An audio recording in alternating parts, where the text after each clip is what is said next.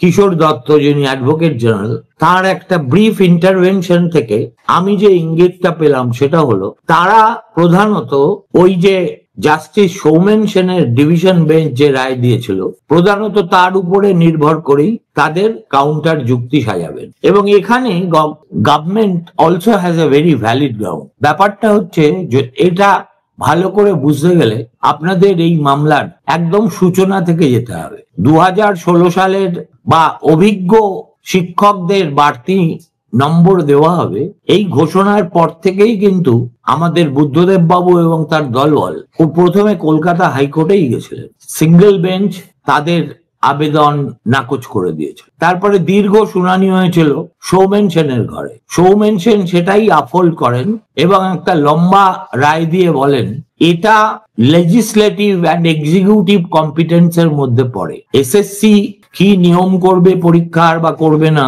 সেটাতে judicial intervention is possible only when gross irregularity or illegality has been committed. Otherwise এটা তাদের সার্বভৌম অধিকার। তার বিরুদ্ধে আবার বুদ্ধদেব বাবুরা গিয়েছিলেন সুপ্রিম কোর্টে। সেদিন এই সঞ্জয় কুমারী কার্যত তাকে সওয়াল করতেই দেননি, ক্রমাগত তাকে স্টোনওয়াল করেছেন। এবং আমি সকর্ণে শুনেছি সঞ্জয় কুমার বলছেন যে no, SSC is a very responsible organisation, so I am not going to entertain your appeal. SLP is dismissed.